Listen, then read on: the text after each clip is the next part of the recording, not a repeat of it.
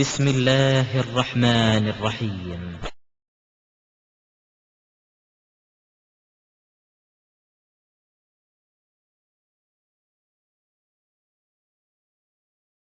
அல்லாஹ் ரப்புல் ஆலமீன் குடும்ப வாழ்க்கை சம்பந்தப்பட்ட ஒரு செய்தியை சொல்லித் தருகிறார்.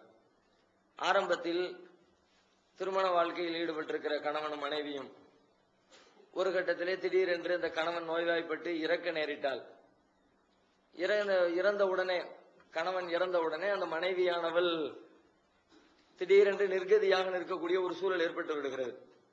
இது மாதிரியான சூழ்நிலைகளில் அந்த கணவன் வீட்டார், நபிகள் நாயகம் ஸல்லல்லாஹு அலைஹி வஸல்லம் காலத்துல கணவன் வீட்டார் உடனடியாக அந்த பெண்ணை நீ உன் தாய் வீட்டுக்கு போ, அல்லது நீ சுயமாக உன் வாழ்க்கையை பார்த்துக்கோ, அதான் உன் கணவன் தான் இறந்துட்டாரு என்று சொல்லி எந்த ஒரு ஆதரவும் இல்லாமல் நடுத்தெருவில் இறக்கி விடுற மாதிரியான ஒரு சூழ்நிலை நிலவி கொண்டிருந்தது. அந்த சூழலை மாற்றி அமைப்பதற்காக வேண்டி அல்லாஹ் ரப்புல் ஆலமீன் ஆரம்பத்தில் அவர்கள் ஒரு வருட காலம் அந்த கணவனுடைய குடும்பத்தாரின் மூலமாக பராமரிப்பை பெற்றுக் கொண்டிருக்க வேண்டும். கணவன் குடும்பத்தார், அவங்களுடைய தாயோ தந்தையோ உறவினர்களோ, கணவனுக்கு யார் வாரிசாக பொறுப்பாளர்களாக இருக்கிறாங்களோ அவர்கள் இந்த பெண்ணையும் ஒரு வருஷத்துக்கு உட்கார வச்சு கவனிக்கணும். சாப்பாட்டுக்கு, இன்னபிற செலவீனங்களுக்கு எல்லாவற்றுக்கும் பொறுப்பேற்றுக் கொள்ள வேண்டும். வீட்டை விட்டு வெளியே போன சொல்லக்கூடாது. ஒரு வருஷத்துக்கு பிறகு அதுக்குள்ள அவங்க தங்களுடைய வாழ்க்கையை ஸ்டாண்ட் பண்ணி கொண்டு வேறு ஏதாவது ஒரு வழியை தேர்ந்தெடுத்துக் கொள்ள வேண்டும் என்று ஆரம்பத்திலே ஒரு சட்டம் இருந்து, 2வது அத்தியாயம் 240வது வசனத்திலே அல்லாஹ் இந்த செய்தியை சொல்லித் தருகிறான். வல்லதீன யுதவஃபூன மின்கும் வயதரூன அஸ்வாஜன் வஸியத்தல் லிஅஸ்வாஜிஹிம் மதாஅன் இலல் ஹவுலி கைர இக்ராஜ். ஒருவர் தனது மனைவியை விட்டு இறக்க நேரிட்டால், கடைசி நேரத்திலே அந்த மரண தருவாயில் இருக்கிற அந்த கணவன் தன்னுடைய மனைவிக்கு ஒரு வருட காலம் அவளை வீட்டை விட்டு வெளியேறாமல் பொருளாதாரத்திற்கு, வாழ்க்கை செலவீனங்களை செலவுக்கு கொடுக்க வேண்டும் என்று சொல்லி வசியத் செய்திட வேண்டும் என்று அல்லாஹ் ஓர் விதியை ஏற்படுத்தி இருந்தான். ஃபைன் ஹரஜ்ன, அவர்களாக விரும்பி வெளியேறினால், அவங்களுக்கு இது தேவையில்லை, நமக்கு வேற வாழ்க்கை இருக்குது, நமக்கு பெத்தவங்க இருக்கிறாங்க என்ற எண்ணத்தில் அவர்களாக வெளியேறினால் ஃபலா ஜுனாஹ அலைக்கும், அதனால உங்களுக்கு எந்த குற்றமும் ஏற்படாது. நீங்களாக நிர்பந்தித்து அவர்களை வீட்டை விட்டு வெளியேற்றி விடக் கூடாது. ஒரு வருட காலத்திற்கு உங்கள் மீதுதான் அது பொறுப்பு என்ற ஒரு ஆரம்ப சட்டம் இருந்து, அதற்கு பிறகு அல்லாஹ் ரப்புல் ஆலமீன் சில காலங்கள் கழித்து அந்த சட்டத்தை மாற்றி வேறொரு சட்டத்தை வழங்குகிறான். என்ன மாதிரி சட்டத்தை வழங்குறான்னா, நீங்க அவங்களுடைய பராமரிப்புல இருக்கிறத விட அந்த கணவனுடைய சொத்துல கொஞ்சத்தை பிரிச்சு கொடுத்துட்டு இதை நீ எடுத்துட்டு போயிரு. நீ அவங்கள ஒத்திக்கிட்டு அவங்க எதை கொடுக்குறாங்களோ அதை வாங்கிக்கிட்டு வாழ்க்கை நடத்துறதை விட கணவன் சொத்துல முறைப்படி ஒரு உரிமையை கொடுத்து, கணவன் இறந்துட்டார், அவர் சொத்துல எனக்கு சேர வேண்டிய பங்கு கொடு என்று சொல்லி திருப்திகரமாக வாங்கி கொண்டு தங்களுடைய வாழ்க்கையை சிறப்பான முறையிலே அமைத்துக் கொள்ள அவர்களுக்கு இறைவன் வேறொரு மாற்று சட்டத்தை இறக்கி அருளினான். 4வது அத்தியாயம் 12வது வசனத்திலே அந்த செய்தியை சொல்லித் தருகிறான். வலஹுன்ன ருபு மிம்மா தரக்கும் இல்லம் எக்குள்ளக்கும் வலது. இறந்து விட்ட அந்த கணவருக்கு குழந்தைகள் இல்லை, வாரிசுகள், பிள்ளைகள் இல்லை என்று சொன்னால் அவர் விட்டு சென்ற அவருடைய சொத்திலே 4ல் ஒரு பகுதி, அதாவது 25%, 4ல் ஒரு பகுதி அந்த மனைவிக்கு உண்டு. நீ கேட்டாலும் விரும்பினாலும் விரும்பாட்டியும் சொந்தக்காரன் என்ன சொன்னாலும் சரி 4ல் ஒரு பங்கு எடுத்துக்கிட்டு அவன் வந்துட வேண்டியதான், பிள்ளை இல்லைன்னா. அடுத்து அதே வசனத்துல அல்லாஹ் சொல்றான், ஃபைன்கானலுக்கும் வலதும், ஒருவேளை அவருக்கு பிள்ளைகள் இருந்தால் ஃபலஹுன்ன சுமுனு மிம்மா தரக்கும், நீங்கள் ஆண்கள் விட்டு செல்லக்கூடிய சொத்துல உங்களுடைய மனைவியர்களுக்கு 8ல் ஒரு பங்கு. ஏன்னா பிள்ளை இருந்தா பிள்ளைக்கு ஒரு பங்கு கொடுக்க வேண்டியது இல்ல, அதனால கொஞ்சத்தை குறைச்சி 12%, பிள்ளைங்க இல்லாட்டி 25%, பிள்ளை இருந்தா 12% அவளுக்கு சொத்தில பங்கு கொடுத்து விடுங்கள். அவளுக்கு உரியதை கொடுத்தாச்சுன்னா அவ தான் இஷ்டப்படி வாழ்க்கை அமைத்துக் கொள்ளலாம்ல, யாரையும் சார்ந்திருக்க வேண்டிய அவசியம் இல்லையா. இந்த சட்டத்தை போட்டு ஒருவரிடம் அவர்கள் பராமரிப்பு செலவீனத்தை பொறுப்பேற்றுக் கொள்ள வேண்டும் என்ற சட்டத்தை இறைவன் மாற்றி இருக்கிறான் என்ற செய்தியினை நாம் பார்க்கிறோம். அதே போன்று நபிகள் நாயகம் ஸல்லல்லாஹு அலைஹி வஸல்லம் காலத்துல வாழ்க்கையில 2 மிக முக்கியமான காலகட்டத்தை அவர்கள் சந்திக்கிறார்கள். முதலிலே அவர்கள் நபியாக ஆரம்பித்த, நபித்துவம் கிடைத்த ஆரம்ப தருணங்கள், ஏறத்தாழ 13 ஆண்டு காலம் மக்காவுடைய வாழ்க்கை கடுமையான பிரச்சனைகளுக்கும் இன்னல்களுக்கும் இடையூறுகளுக்கும் மத்தியிலே அவர்களுடைய அந்த 13 ஆண்டு கால வாழ்க்கை கழிகிறது. தங்களை முஸ்லீம் என்று வெளிப்படுத்திக் கொள்வதற்கே பயங்கரமான சிரமம். அவர்களுடைய தோழர்கள் தங்களை முஸ்லீம் என்று வெளிப்படுத்தி விட்டாலே எதிரிகளால் கடுமையாக தண்டிக்கப்படுகிற ஒரு சூழ்நிலை. அங்கே வாழ முடியாமல் பல்வேறு மக்களை அல்லாஹ்வுடைய தூதர் வெளியூர்களுக்கு, குறிப்பாக அபிசீனியா மாதிரியான பக்கத்துல இருந்து ஒரு பாதுகாப்பான பகுதிக்கு நீங்கள் அங்க போய் வாழுங்க, இங்க இருந்தா இஸ்லாத்தை கடைபிடிக்க முடியாது, எதிரிகள் நம்மை வாழ விட மாட்டார்கள் என்று சொல்லி பல்வேறு நபித்தோழர்களை கூட்டம் கூட்டமாக ரசூல் ஸல்லல்லாஹு அலைஹி வஸல்லம் அபிசீனியாவுக்கு அனுப்பி வைத்து அங்கே சென்றாவது ஏக இறைவனுடைய வாழ்க்கை முறையை நீங்கள் வாழ்ந்து கொள்ளுங்கள் என்று சொந்த நாட்டை விட்டு வெளியூருக்கு அகதிகளாக அனுப்பி வைக்கிற அளவிற்கு கடுமையான கஷ்டத்திற்கும் சிரமத்திற்கும் ஆளாகி நின்ற 13 ஆண்டு கால வாழ்க்கை.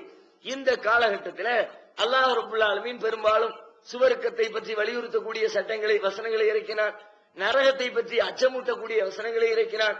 ஏகத்துவ கொள்கையை நிலைநாட்டக்கூடிய இறைவன் ஒருவன் நான், அல்லாஹ் அவருக்கு இணை கற்பிக்காதீர்கள், இந்த தெய்வங்களிடத்துல கேட்காதீங்க, அவைகளுக்கு காது கேட்காது, கேட்காத ஒன்று போய் நீங்க அழைக்கிறீங்களே, அதுக்கு பிடிக்கிற கை இருக்குதா, நடக்கிற கால் இருக்குதா, பார்க்கிற கண் இருக்குதா, கேட்கிற காது இருக்குதா என்கிற மாதிரி லாஜிக்கான முறையிலையும் தர்க்க ரீதியான வாதங்களை எடுத்து வைத்து ஏகத்துவத்தை 13 ஆண்டு காலம் அல்லாஹ் ரப்பல் ஆலமீன் சொல்லிக் கொண்டே இருந்தார். தொழுகை மாதிரி சின்ன சின்ன கடமைகளை வழங்கி இருந்தார். பெருவாதிரியான உலகியல்ல மாற்றங்களை கொண்டு வரக்கூடிய ஒரு ஆட்சி அதிகாரம் நிர்வாகம் அப்படின்னு இருந்தா அவங்க எப்படிப்பட்ட சட்டங்களை எல்லாம் செயல்படுத்தணுமோ அது மாதிரியான சட்டங்கள் எதுவுமே அல்லாஹ்விடத்திலிருந்து வரவே இல்லை. இந்த 13 ஆண்டு காலத்துல உலகத்தை ஆட்சி செய்யக்கூடிய நிர்வாகம் செய்யக்கூடிய சட்ட திட்டங்களை அல்லாஹ் வழங்காமல் இருந்தான். ஏன்னா வழங்கினா புண்ணியம் இல்லையே, வழங்கினா கூட உதாரணமா திருடுனா கையை வெட்டணும் நமக்கு இப்ப சட்டம் இருக்கு. இந்த சட்டத்தை மக்காவில் வாழக்கூடிய காலகட்டத்தில் அல்லாஹ் வழங்கி இருந்தால் யார் கையை வெட்டிருப்பாங்க? இவங்க கையை அடுத்த வெட்டுற லெவல்ல இருக்கு. இஸ்லாத்தை ஏத்துக்கிட்டவங்களுடைய கைய அடுத்தவன் நொடிச்சு போடுற டயத்துல போய் நீ என்ன திருடுன கொண்டா கையை நீட்டுன்னா அது செயல்படுத்த முடியாது. அது ஒரு கேலி கூத்தான சட்டமா இருந்திருக்கும். என்னத்த பெருசா சொன்னியப்பா, அல்லாஹ் சொன்னான்னு சொன்னிய, யார் கையாவது வெட்டிருக்கேன்னு கேட்பான். ஒருத்தர் வெட்ட முடியாது, அதுக்கான சூழ்நிலை இல்லை.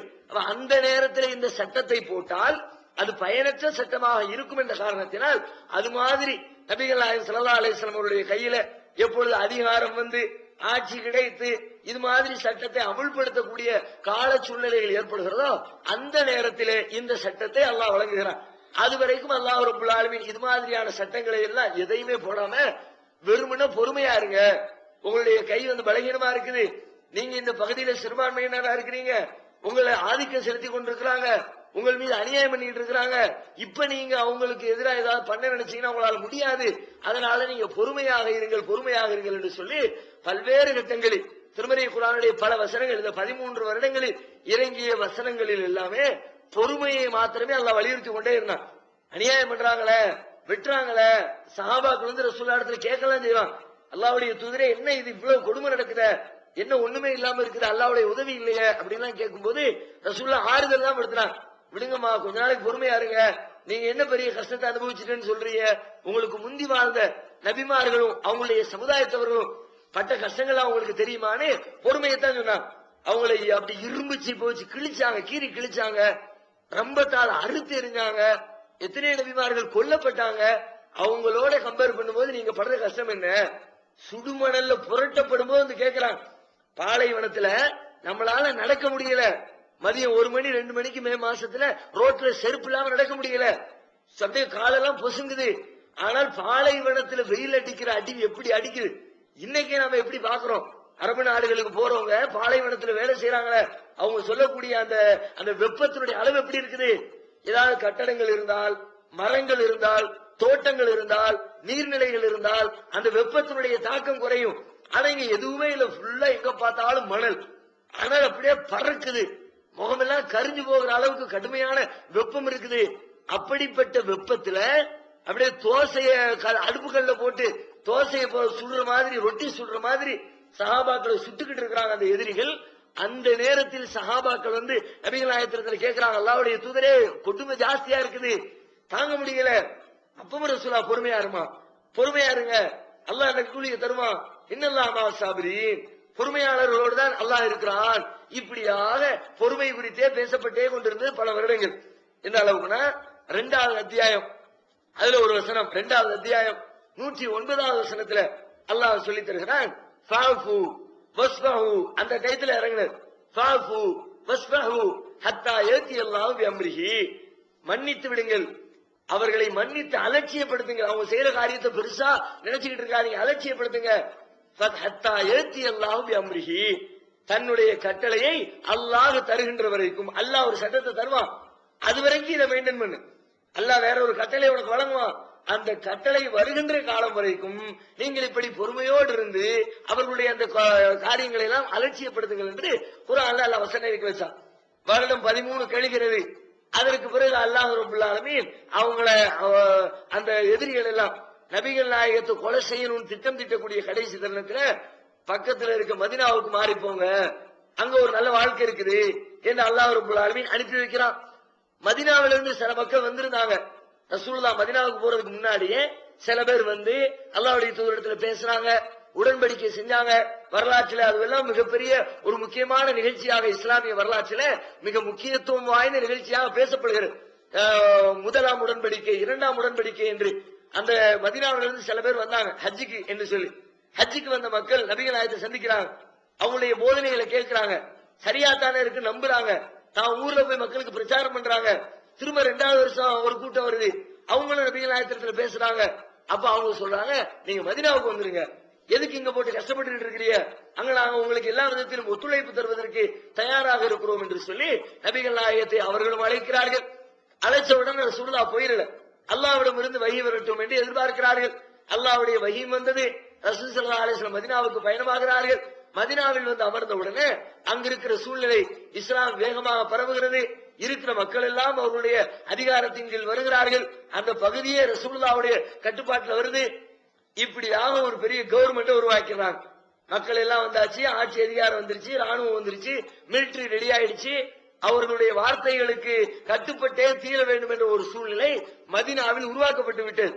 இந்த நேரத்தில் அல்லாஹ் சொல்றான், மக்காவில் இருந்த சூழ்நிலை இங்க இல்ல, இப்ப உங்க கை வலுவடைஞ்சிருச்சு, உங்களிடத்துல நல்ல பலம் இருக்குது, எதிரிகள் உங்களை அடிக்க வந்தா வீழ்த்துற அளவுக்கு உங்களோட திரகாத்திரம் இருக்குது, அநியாயம் செய்யறது கண்டிக்கிற அளவுக்கு உங்க கை வெயிட்டா இருக்குது.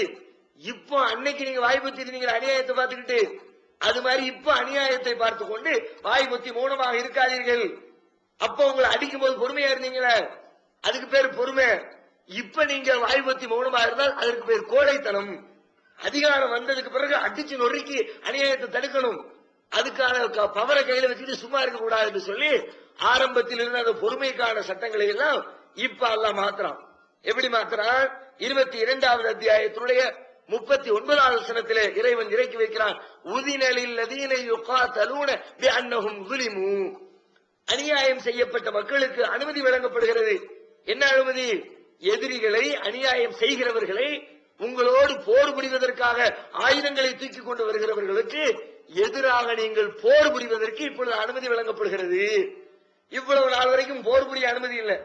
இப்பதான் அந்த பொறுமையாக இருக்கணுங்கிற சட்டத்தை மாத்தி போர் புரியணுங்கிற சட்டத்தை அல்லாஹ் வழங்குகிறான். 2வது அத்தியாயம் 216வது வசனத்துல இதே செய்தி அல்லாஹ் சொல்றான், குத்திப அலைக்குமுல் கிதால் வஹுவ குர்ஹுல் லக்கும். போர் உங்கள் மீது கடமையாக்கப்பட்டு விட்டது, நீங்கள் வெறுத்தாலும் சரி. உங்களுக்கு சில பேருக்கு பிடிக்காமல் இருந்துச்சுல, முனாஃபிக்குகள், நயவஞ்சர்கள் மாதிரி ஆளுகளுக்கு என்னடா இது போர் செய்ய வேண்டியது இருக்க, போய் எவனா வெட்டி குத்தி விட்டு செத்து போயிட்டோம்னா என்ன பண்றது, அப்படியெல்லாம் நினைச்சவங்க இருக்கிறாங்க. அது மாதிரி ஆளுகளுக்கு சேர்த்து அல்லாஹ் பதில் சொல்றான், குத்திப அலைக்குமுல் கிதால், போர் உன் மீது கடமையாக்கப்பட்டு விட்டது, வஹுவ குர்ஹுல் லக்கும், உங்களுக்கு அது வெறுப்பாக இருந்தாலும் சரிதான். சொல்லிட்டு அடுத்து சொல்றான், அஸா அன் தக்ரஹு ஷைஅன் வஹுவ கைருல் லக்கும். சில விஷயங்களை நீங்கள் வெறுப்பீர்கள், அதிலே இறைவன் நன்மையை வைத்திருக்க கூடும். வஅஸா அன் துஹிப்பு ஷைஅன் வஹுவ ஷர்ருல் லக்கும். சில விஷயங்களை நீங்கள் விரும்புவீர்கள், அதிலே இறைவன் தீமையை வைத்திருக்க கூடும். இதெல்லாம் ஒரு பெரிய போதனை. சில விஷயங்களை நம்ம நல்லது நினைச்சு செய்ய போவோம், கடைசியில மிஸ் ஆயிரும். சரி, அல்லாஹ் அதுல ஏதோ ஒரு கயிறு வச்சிருக்கான் அப்படின்னு நினைச்சுக்கணும். அத அல்லாஹ் அந்த போதனை பாடத்தை நமக்கு சொல்லித்தரான். ஏதோ ஒரு நன்மை வச்சிருக்கலாம், நமக்கு விரும்புது ஆனா நடக்கல, நம்ம விரும்பல ஆனா நடந்துருச்சு, ஏதோ நன்மையை வைத்திருக்கிறான் என்று இதில் விளங்கிக் கொள்ளக்கூடிய பாடத்தையும் சேர்த்து. இப்ப என்ன இந்த இதுல என்ன செய்தி சொல்றான்? ஆரம்பத்தில் இருந்த பொறுமை என்ற சட்டத்தை மாற்றி போர் புரிதல் என்ற சட்டத்தை வழங்குகிறான். இதுல இன்னொரு செய்தியை சேர்த்து புரியும். இதுல என்ன, இந்த நாசிக் மன்சூக்ல இந்த சட்டம் மாற்றப்பட்டதுல இன்னொரு அனுமதியும் இருக்கிறது. என்ன அனுமதினா, மத்த சட்டங்கள் மாற்றப்பட்டுச்ச. உதாரணமா மது அருந்துறது, அருந்தக்கூடாதுன்னு மாற்றப்பட்டுச்சு. இந்த மாதிரி இந்த பெண்ணை 1 வருஷம் வீட்டுல வைக்கிறது, அவளுக்குரிய சொத்தை கொடுத்து வீட்டுக்கு அனுப்பிடுன்னு மாற்றப்பட்டுச்சு. இப்படி நிறைய சட்டங்கள் மாற்றப்பட்டுச்சுல. உள்ளத்துல இருக்கிறது, அதுக்கெல்லாம் கேள்வி கேட்க மாட்டோம். இது மாதிரி நம்முடைய கடமை சார்ந்து எத்தனையோ மாற்றப்பட்டாலும் அதற்கும் இதற்கும் ஒரு பெரிய வித்தியாசம் உண்டு. அதெல்லாம் என்னன்னா மாற்றப்பட்டது எதுவோ அதை மட்டும்தான் ஃபாலோ பண்ணணும். அதான் இப்ப நடப்புல சட்டம். இப்ப ஆரம்பத்தில் உள்ள சட்டம் கிடையாது. குடியாருக்கு ஆரம்பத்தில் குடிச்சுக்கலாம்னு இருந்துச்சு, பிறகு குடிக்க வேண்டாம் மாற்றப்பட்டுச்சு. மாற்றப்பட்டது எதுவோ அதை தான் ஃபாலோ பண்ணணும். ஆனா இந்த சட்டத்தை பொறுத்த வரைக்கும் இது வெறுமனே சட்டமாக மட்டும் சொல்லப்படாமல் கால சூழ்நிலைகளை மையப்படுத்தி நமக்கு சொல்லப்படுகிறது. அந்த கால சூழ்நிலைகள் இருந்தால் எது ஒத்து வருதோ, மக்காவுடைய வாழ்க்கை மாதிரி இருந்தால் அதை ஃபாலோ பண்ணணும், மதீனாவுடைய வாழ்க்கை மாதிரி இருந்தால் இதை ஃபாலோ பண்ணணும்.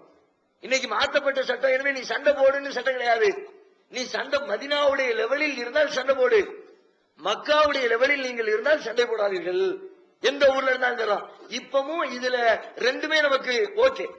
சில பேர் மதீனா வாழ்க்கை சவுதியில இருக்கிறாங்க. சவுதி மக்களுக்கு சவுதி கவர்மெண்ட் பொறுத்த வரைக்கும் மதீனா வாழ்க்கை கையில அதிகாரம் இருக்குது, இஸ்லாமிய அரசு இருக்குது, மக்கள் எல்லாம் முஸ்லீம்களா இருக்கிறாங்க, அநியாயத்திற்கு போர் தொடுக்க முடியும், அதற்கான பணபலம் இருக்கிறது, படைபலம் இருக்கிறது, அதிகார பலம் இருக்கிறது. அவங்க மீது மதீனா போர் கடமை என்ற சட்டத்தை அவர்கள் பின்பற்ற வேண்டும். இந்தியாவில் இருக்கிற நம்முடைய நிலைமை என்ன? நம்ம கையில அதிகாரம் இல்ல, நமக்குன்னு ஒரு ராணுவம் இல்ல, நமக்குன்னு மிலிட்டரியை ரெடி பண்ணிக்கல, நம்ம சொன்ன சட்டத்தை அமுல்படுத்துற மாதிரியான சூழ்நிலை இல்ல, திருடு நம்ம கையை பிடிச்சி வெட்டுற அளவுக்கு நம்ம கையில பவர் இல்ல.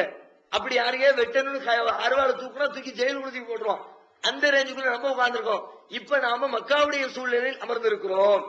சட்டம் மாற்றப்பட்ட நபிகள் நாயகத்திற்கு வழங்கப்பட்டாலும் இப்ப நாம ஃபாலோ பண்ண வேண்டியது, இப்ப பொறுமையை தான் மேற்கொள்ளணும், பிரச்சாரத்தை தான் செய்யணும், மக்களுக்கு உபதேசம் தான் செய்யணும், மாற்றப்பட்ட சட்டத்தை பின்பற்றக்கூடாது. என்னைக்கு நமக்கு அப்படிப்பட்ட ஒரு சூழ்நிலை வருகிறதோ அன்னைக்கு தான் இரண்டாவது சட்டத்தை எடுக்கணும். சட்டத்துல ரெண்டு மாற்றப்பட்டதுல ரெண்டு இருக்கு, சேர்த்து நாம இதுல விளங்கிக் கொள்ள வேண்டும். அடுத்து என்ன அப்படின்னா, இதே போர் சம்பந்தப்பட்டதிலேயே இன்னொரு சட்டத்தையும் எல்லாம் மாத்திரம்.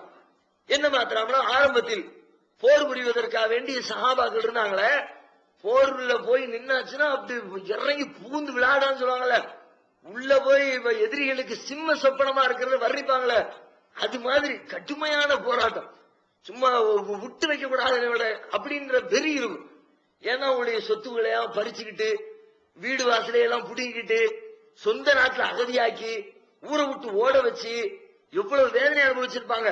தகப்பனோட வாழ முடியாம, தாயோட வாழ முடியாம, பிள்ளைங்களோட ஒரு பாசத்தோட நேசத்தோட இருக்க முடியாம, இஸ்லாமிய வாழ்க்கையை கடைபிடிக்க முடியாம, சம்பாத்தியத்தை எல்லாம் ஒரு ரோட்ல போட்ட மாதிரி போட்டுவிட்டு நினைச்சு பார்ப்பாங்கல்ல, நிறைய சம்பாதிச்சவங்க எவ்வளவு எப்படி வாழ்ந்த மக்காவில, அப்படி வாழ்ந்த வாழ்க்கையை பூரா விட்டு அகதியா வந்து கிடக்கிறமே அப்படின்னு நினைக்கும் போது, யாரு அவங்களுக்கு இந்த துன்பத்தை கொடுத்தார்களோ அவர்கள் மீது கடுமையான வெறுப்பு வரும். விட்டு வைக்க கூடாது, கட்டச்சாமனா அவனை சட்னி ஆக்கிற வேண்டியதான் என்கிற அளவுக்கு உள்ளத்துல ஒரு வெறி எல்லாத்துக்கும் இருக்கும். எவ்வளவு நாளைக்கு இருக்கும்னா காலகாலத்துக்குலாம் இருக்காது.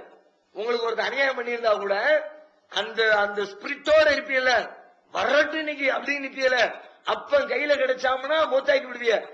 அவன் அதே ஒரு 4 நாள் பதுங்கி 1 மாசம் ஆச்சு 2 மாசம் ஆச்சு கல்லே தட்டுப்படல, அந்த வேகம் குறைஞ்சி குறைஞ்சி குறைஞ்சி குறைஞ்சி சரி போய் தொலைகிறான், வேற என்ன பண்றது அவ்வளவு அப்படின்னு டவுன் ஆயிர வேண்டி. அப்ப நின்னாம்னா சும்மா பேசுவோம், என்னடா எப்படி அப்படின்னு வேகத்துல பேசுமே ஒழிய அடிக்கணும், கொல்லணும், குத்தணும், அப்படியே ஆள நசுக்கணும் அந்த உணர்வு இருக்காது. நாள்பட அதுல கொஞ்சம் ஒரு சின்ன தொய்வு ஏற்படும். இது எல்லா மனிதர்களிடமும் இருக்கக்கூடிய இயல்பான உண்டு. எந்த ஒரு காரியத்துக்கும் இது உண்டு. ஸ்டார்டிங் லெவல்ல இருக்கிறதுக்கும் நாட்கள் கழிந்த பிறகு இருக்கிற உணர்வுக்கும் இடையில ஒரு வித்தியாசம் உண்டு. ஒரு கொள்கையை ஏற்றுக்கொள்ள, ஏகத்துவத்தை எடுத்துக்கோமே, தௌஹீத் கொள்கையை ஏற்றுக்கொண்ட ஆரம்ப காலகட்டம் ஒவ்வொருத்தருடைய வாழ்க்கையில நீங்க பாருங்க. ஆரம்பத்தில் உள்ளதுதான் சரின்னு சொல்லி உள்ள வந்த புதுசுல விடக்கூடாது பாய், நோட்டீஸ் அடிக்கணும், விடக்கூடாது. இன்னைக்கு என்ன 2ல ஒண்ணு பாத்துடணும், அந்த 6 நிமிஷம் சும்மா இப்படி பேசிட்டார் என்னன்னு கேட்டுருணும், அப்படியே துருன்னு இருப்போம். அதே துருத்துருப்பு கடைசி வரைக்கும் நீடிக்குதா? எல்லாராலையும் நீடிக்க முடியல, கொஞ்சம் குறையத்தான் செய்யுது. இது ஒரு பெரிய பாவம்னு சொல்லிட முடியாது. சில பேர் சாதாரண பேசுவாங்க, நாங்கெல்லாம் 1985 அப்படிம்பாங்க. 1985 அப்படி இருந்தோம், ஏன் இப்ப இப்படி இல்ல? ஸ்டார்டிங்ல விளப்போம், ஆரம்பம் அப்பதான் ஏத்துக்கிட்ட நேரம், இதுதான் சத்தியம்னு புரிஞ்சுக்கிட்ட நேரம். அப்ப இது சத்தியத்தை உலகத்துக்கு கொண்டு போய் சொல்லணுங்கிற வெறி அது நாளாக சொல்லிக்கிட்டு தானே போயிருக்கிறோம். ஜும்மால சொல்லத்தானே செஞ்சோம், பொதுக்கூட்டம் போட்டு சொல்லத்தானே செஞ்சோம், நோட்டீஸ் போடத்தானே செஞ்சோம். அந்த வேகத்துல ஒரு சின்ன மாற்றம் இருக்கத்தான் செய்கிறது, எல்லாத்துக்கும் வர்றது வழக்கம். அதே மாதிரி சஹாபாக்களுடைய வாழ்க்கையில ஆரம்பத்துல இருக்கிற வேகமும் சிறிது நாள் கழிந்ததற்கு பிறகு இருக்கிற வேகத்திலே வித்தியாசம் இருக்கு. அதனால ஆரம்பத்துல இறைவன் என்ன அவங்களுக்கு சட்டம் வழங்கி இருந்தான் அப்படின்னா, இயக்கும் மின்கும் இஸ்ரூன சாபிரூன எகிலிபு மேத்தைன், நீங்க சண்டைக்கு போறதா இருந்தா அதுக்கான விதிமுறைகளை எல்லாம் நிறைய இறைவன் சொல்லுகிறான். சண்டையில வந்து பெண்களை கொல்லக்கூடாது, முதியோர்களை கொல்லக்கூடாது, குழந்தைகளை கொல்லக்கூடாது, மத குருமார்களை கொல்லக்கூடாது, இறந்து விட்ட சடலம் கிடந்துச்சுன்னா எதிரிக்குள்ளதானே சிதைச்சிடக்கூடாது. கோபத்துல வெறியில அப்படிலாம் செஞ்சிருவாங்கல்ல, எல்லா போர்க்களத்திலையும் பாக்குறவங்கள. இஸ்லாம் வந்து இறந்தாச்சுன்னா முடிஞ்சு போச்சு. அதுக்கு பிறகு அதை அசிங்க செத்த பாம்பு அடிக்கிறதுமான அந்த பேச்சு இங்க கிடையாது. அவன் மூத்தா போயிட்டால பிறகுன்னா அவரு இழிவுபடுத்துற சுரோடு இருக்கிறவனோட திரகாத்திரமா இருக்கிறவனோட அடி சண்டை போடு. இன்னும் சொல்லுது, நிராயுத பாணியை கொள்ளாது. போர்க்களத்திலே நிக்கிறான், அடிச்சுக்கிட்டே இருக்கிற கையில இருந்து வாழை கீழே விழுந்துருச்சு, கையில கீழே போட்டான், போட்டுருவேண்டான்னு போட்டுறக்கூடாது. வாழை எடுத்துட்டு வா, அப்ப போடுறேன் நான். உன் கையில ஆயுதம் இருக்கும்போது உன்னை அப்ப அவன்தான் வீரன். ஆயுதத்தை பறிச்சு போட்டு கொள்றது பெரிய வீரம் இல்ல. நிராயுத பாணியை கொள்ளாத. இப்படி எல்லாம் இஸ்லாம் வந்து போர்க்களத்தினுடைய விதிமுறைகள் நிறைய சொல்லு. அதுல ஒரு விதிமுறை, நீங்க போருக்கு போறதா இருந்தா இஸ்ரூன சாபிரூன எகலிபு மேத்தைன், நீங்க 20 பேர் இருந்தால் எதிரணியில 200 பேர் இருந்தாங்க, அதாவது 1க்கு 10, 20 பேர் நிக்கிறோம், நம்ம 200 பேர் இருக்கிறான் எதிராளி. நம்ம 10 பேர் இருந்தா 100 பேர் இருக்கிறான். ஒருத்தர் இருந்தா ஒரு ஆளுக்கு கால்குலேட் பண்ணா நான் ஒரு ஆள் நின்னா எதிராளி 10 பேர் நிக்கிறான். நம்ம என்ன செய்வோம், கூட்டம் பெருசா இருக்கிறா, ஜகா வாங்கிடுவோம் அப்படிதான் நினைப்போம். பிறகு பாத்துக்கலாம், மெதுவா எதுவா இருந்தாலும் போலீஸ் ஸ்டேஷன்ல கம்ப்ளைண்ட் கொடுத்துக்கிட்டு அதுக்கப்புறம் காரியத்தை பாத்துக்கலாமோ.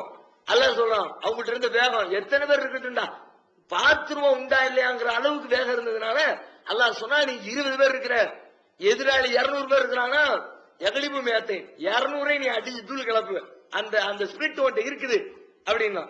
அதே அளவு போல அடுத்து சேர்த்து சொல்றான், மின்கும் யாத்துன் எகலிபு அல்பன், நீங்க 100 பேர் இருக்கிறீங்க, எதிராளி 1000 பேர் இருக்கிறான், 1க்கு 10ங்கிற கணக்கு. அந்த கணக்குல இருந்தா அப்பவும் பிரச்சனை இல்ல, அப்பவும் நீங்க இந்த 1000 பேரை அடிச்சு வீழ்த்துவீங்க. 1க்கு 10ன்ற அளவுக்கு இருந்தாலும் கூட நீங்கள் ஜெயித்து விட முடியும் என்று அல்லாஹ் சொல்லியிருந்தான். அதே மாதிரிதான் ஜெயிச்சுக்கிட்டு இருந்தாங்க. எந்த அளவுக்கு ஜெயிச்சாங்க, பத்ர் களத்துல பாக்குறோம், எல்லாம் நோம்பு 17 தான் நடக்குது, எல்லாம் ரிட்டையர்டு கேஸா நிக்குது. நபிகள் நாயகத்துல அந்த போர் படையை பார்த்தா பாக்குற யாரும் சொல்லலாம், அதை வந்து வர்ணிச்சாங்கன்னா, போர்க்கள வரலாறுகளை படித்த யாரேனும் ஒருவர் இந்த நிகழ்வை வர்ணித்தால் எதுக்குன்னா தற்கொலை பண்ணி சாக போறீங்கன்னு கேட்பாங்க. அப்படி இருக்கு. அங்க 1000 பேர் நிக்கிறாங்க, இங்க 300 பேர் நிக்குது, 2 மடங்கு 3 மடங்கு மேல கூட இருக்குது. உடைஞ்ச வாளு, ஒட்டகம் மெலிஞ்சு போய் கிடக்குது, திடகாத்திரமான ஒட்டகத்தை காணும், நல்ல ஜவான் மாதிரி குதிரையை காணும், கேடயங்களை காணும். சரி, சாப்பிடுறதுக்காக நல்ல தீவனம் இருக்குதானா பேரிச்சம்பழத்தை அள்ளி போட்டுட்டு 2 மடங்கு தண்ணியை குடிச்சிட்டு வந்து நிக்குது கூட்டம். எப்படி இருக்கும்? இப்படி இருந்த குரூப், அதுவும் அதுக்கான பேச்சுவார்த்தை நடக்கும் போது ரொம்ப சுவாரஸ்யமா இருக்கும். ரசூலுல்லாஹ்வுக்கு லேசா தயக்கம் உள்ளுக்குள்ள, எப்படி கொண்டு போய் நிறுத்த நம்ம மக்களை, கம்மியா தானே இருக்கிறாங்க, எதிரணியில நிறைய பேர் வந்திருக்கிறாங்க. சஹாபாக்கள் யோசித்து ரசூல் ஸல்லல்லாஹு அலைஹி வஸல்லம் யோசித்து என்ன செய்யலாம். அந்த பக்கம் ஒரு வியாபார கூட்டம் போகுது, அதை அட்டாக் பண்ணி கையில இருக்கிற சாமான்களை வாங்கிட்டு எடுத்துட்டு போயிடலாமா? அந்த கால போர் மரபுல அதுவும் ஒண்ணு. அப்படி போயிருவோமா, இந்த போரை தவிர்த்துட்டு போயிருவோமா என்றெல்லாம் ரசூல் ஸல்லல்லாஹு அலைஹி வஸல்லம் சஹாபாக்கள் டிஸ்கஸ் பண்றாங்க. அப்ப ஒரு சஹாபி சொல்றார், அல்லாஹ்வுடைய தூதரே, எங்களை மூசா நபியுடைய சமுதாயம் பனு இஸ்ரவேல் மாதிரி நினைச்சுக்கிட்டீங்களா? அவங்க என்ன சொன்னாங்க, அல்லாஹ் வந்து கடலை கடந்து அவங்களை காப்பாத்தி வெளியில கொண்டு விட்ட பிறகு அல்லாஹ்வோட ஆர்டர் போட்டா, இப்ப பக்கத்து ஊர்ல ஒரு மோசமான ஆட்சியாளர் ஒருத்தர் இருக்கிறான், அவனை போய் சண்டை போட்டு அந்த மக்களுக்கு பாதுகாப்பு வெற்றியை வாங்கி கொடுங்க, விடுதலை வாங்கி கொடுங்கன்னா. அப்ப இவனை என்ன செய்யணும்? பனு இஸ்ரவேல் சமுதாயம் அல்லாஹ் ஒரு பெரிய அற்புதம் செஞ்சிருக்கிறான், ஃபிரௌனுடைய கொடுமையில இருந்து காப்பாத்தி இருக்கிறான், நம்முடைய ஆம்பளை பிள்ளைங்களை எல்லாம் வெட்டி கொலை பண்ணணும், அதுல இருந்து நமக்கு விடுதலை கிடைச்சிருக்குது, நம்ம பொம்பளை பிள்ளைங்களை மட்டும் விட்டு வச்சு வாழ்க்கை இல்லாத ஒரு சூழலை ஏற்படுத்தணும், அதுல இருந்து நமக்கு பாதுகாப்பு கிடைச்சது, நம்மளை அடிமை மாதிரி நடத்தணும், அதுல இருந்து ஒரு சுதந்திரம் கிடைச்சது, அதுல ஒரு பெரிய அற்புதம். அவன் துரத்தி வரும்போது அவனை கடலுக்குள்ள போட்டுவிட்டு நம்மளை எல்லாம் கடலை விட்டு காப்பாத்தணும், அல்லாஹ்வுக்கு சுக்ர் செய்யணும்பா, ஒரு வாய்ப்பு கொடுத்திருக்கிறான், அவன் சொன்ன கட்டளை நிறைவேற்றுவோம் என்று சொல்லி நிறைவேற்ற கடமைப்பட்டிருக்கிற பனு இஸ்ரவேலர்கள் மூசா நபி இடத்துல சொல்றாங்க, இத்ஹப் அந்த ரப்புக ஃபகாத்திலா, மூசாவே நீங்களும் உங்க ரப்பும் போய் சண்டை போடுங்க.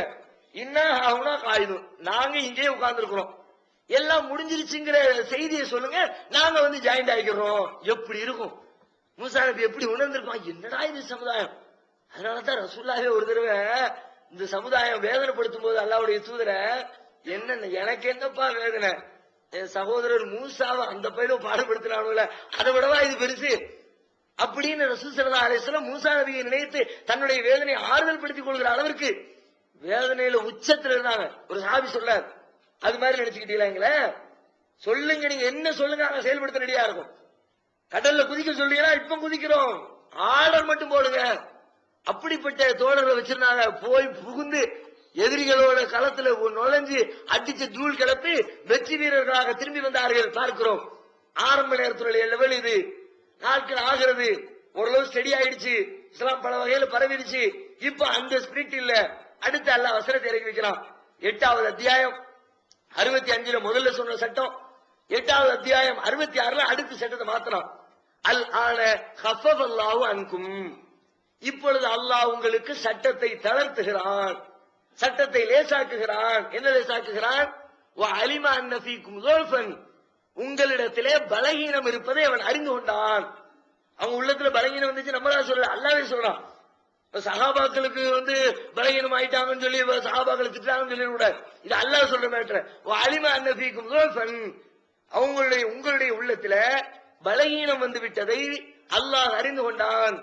இப்ப சொல்றான், ஈயக்கும் மின்கும், உங்கள இஸ்ரூன சாபிரூன ஈயக்கும் மின்கும் மியத்துன் யக்லிபு மியத்தைனி, உங்கள 100 பேர் இருந்தால் 200 பேரை வெல்வீர்கள். அப்ப 1க்கு 2, ஒரு ஆளு நீங்க நிக்கிற எழுத்தாப்புல 2 பேர் இருந்தா அப்ப ஃபைட்டுக்கு போங்க, நீங்க ஜெயிச்சிருவீங்க. முதல்ல எப்படி, நீங்க ஒரு ஆள் இருக்கிறீங்க, எதிரில 10 பேர் இருந்தாலும் ஜெயிப்பீங்கன்னா, இப்ப நீங்க ஒரு ஆள் இருக்கிறீங்க, எழுத்தாப்புல 2 பேர் இருந்தால் நீங்கள் ஜெயிப்பீர்கள். அப்படி இருந்தா மட்டும் சண்டைக்கு போங்க. அதை விட்டு ஏத்தாப்புல இப்பவும் 10 பேர் இருந்தாங்கன்னா போய் நின்று மாட்டிக்க தேவையில்லை. உள்ள போனீங்கன்னா உங்களை அந்த அளவுக்கு போரிட முடியும்னு சொல்ல முடியாது. அதனால அப்படிப்பட்ட சூழலில் நீங்கள் போருக்கு செல்ல வேண்டாம் என்று அல்லாஹ் சட்டத்தை மாற்றி இருக்கிறான். இந்த சட்டத்தை நாம பார்க்கிறோம். அதே மாதிரி மாற்றப்பட்ட சட்டத்தில் இன்னொரு சட்டம், ஒரு சோதனைக்காக மாத்தினேன் என்று அல்லாஹ் சொல்லி காட்டுறான். இந்த சட்டத்தை என்ன சோதனை? ஆரம்பத்தில் மக்காவில் வாழ்கிற பொழுது காபாவை முன்னோக்கி அல்லாஹ்வுடைய தூதர் தொழுது கொண்டிருக்கிறார்கள். பிறகு மதீனாவிற்கு வந்ததற்கு பிறகு பைத்துல் முகத்தஸை நோக்கி தொழுமாறு அல்லாஹ் திருப்புகிறான். ஆனா ரசூலுல்லாஹ்வுக்கு விருப்பம் பூரா காபாவை நோக்கி தொழணும், அத காபாவை பார்த்து தொழணும்ன்ற விருப்பத்தில் உட்கார்ந்து இருக்கிறாங்க. அல்லாஹ் இதுல மாற்றத்தை, இந்த சட்டத்தை மாத்திரான். பைத்துல் முகத்தஸை நோக்கி திரும்ப சொல்லிட்டு திரும்ப பைத்துல் முகத்தஸ்ல இருந்து காபாவை நோக்கி திரும்புமாறு சட்டம். தொழுகையில முன்னோக்கிறோம், இப்ப காபாவை நோக்கி முன்னோக்கிறோம். கொஞ்ச காலம் நபிகள் நாயகம் அவர்கள் கிட்டத்தட்ட ஒரு 17 மாத காலங்கள் பைத்துல் முகத்தஸை நோக்கி ஒரு கட்டத்திலே தொழுது கொண்டிருந்தார்கள். அந்த சட்டமும் திருக்குர்ஆனில் மாற்றப்பட்டிருக்கிறது. அல்லாஹ் சொல்றான், வமா ஜஅல்னல் கிப்லத்தல்லதி குன்த அலைஹா இல்லா லினஅலம மை யத்தபிஉர் ரசூல் மிம்மன் யன்கலிபு அலா அக்பிஹி. வமா ஜஅல்னல் கிப்லத்தல்லதி குன்த அலைஹா, ஏற்கனவே நீங்கள் பார்த்து தொழுது கொண்டிருந்தீர்களே அந்த கிப்லாவை இறைவன் மாற்றி அமைத்தான். அந்த கிப்லாவின் பக்கம் இறைவன் திருப்பினான. எதுக்கு? லினஅலம மை யத்தபிஉர் ரசூல், இந்த தூதரை பின்பற்றுகிறவர் யார், அவ் மிம்மன் யன்கலிபு அலா அக்பிஹி, அல்லது தான் வந்த வழியே திரும்பி செல்கிறவர் யார் என்பதை பிரித்தறிவதற்காக வேண்டி அல்லாஹ் ஆரம்பத்தில் இப்படி ஒரு சட்டத்தை அந்த பக்கம் தொழுவுன்னு திருப்பினா. ஆனாலும் இப்போ கதுனராத கல்லுப வஜிஹிக ஃபிஸ்ஸமா, உங்களுடைய முகம் வானத்தை நோக்கி திரும்ப திரும்ப இப்படி பாக்குறிய, ஏன் பாக்குறிய? அந்த காபாவை நோக்கி திரும்புமாறு அல்லாஹ் சட்டம் சொல்லிவிட மாட்டானா என்ற ஆசையிலே பார்க்கிறீர்கள். அதை அல்லாஹ் புரிஞ்சுக்கிட்டான். அதனால இப்ப திரும்பவும் நான் சட்டத்தை மாத்தினேன். பலனு வள்ளி என்னக்க கிபிலத்தன் தருளாகா, நீங்கள் விரும்பக்கூடிய திருப்தி விடக்கூடிய அந்த கிபிலாவின்பால் இப்பொழுது உங்களை இறைவன் திருப்புகிறான். வள்ளி வஜிஹக ஷத்ரல் மஸ்ஜிதில் ஹராம், எனவே நீங்கள் மஸ்ஜிதுல் ஹராமின் பக்கம் உங்கள் முகத்தை திருப்பி உங்கள் தொழுகையை அமைத்துக் கொள்ளுங்கள் என்று அல்லாஹ் சட்டத்தை மாற்றினான். இதுல ஒரு பெரிய சோதனையை வச்சான். என்ன சோதனை? அங்கிட்டு இருந்து இங்கிட்டு கிபிலா மாறின உடனே அதுல இருந்து ஒரு குரூப் இஸ்லாத்தை விட்டே ஓடிடுச்சு. ஏன் ஓடுனா? என்ன இது, நேத்தைக்கு ஒரு சட்டம் இன்னைக்கு ஒரு சட்டம், இது சரியில்லையே, இது ஒரு ஸ்டடி இல்லையே அப்படின்னு சொல்லிவிட்டு இவர் சரியான ஆள் இல்ல என்று இஸ்லாத்தை விட்டே போனார்கள். அல்லாஹ் வேணும்னு தான் பண்ணுங்கிறான். அவன் இஸ்லாத்தை விட்டு போட்டும். எவன் இஸ்லாத்துல இருக்கிறான், யார் இஸ்லாத்தை விட்டு ஓடுறான், அதை பிரிச்சு காட்டணும். ஏன்னா உள்ளுக்குள்ள உட்கார்ந்துக்கிட்டே இஸ்லாத்தின் மீது நம்பிக்கை இல்லாம சில பேர் இருக்கிறான். அவனை எல்லாம் வச்சுக்கிட்டு நீங்க அரசியல் பண்ண முடியாது.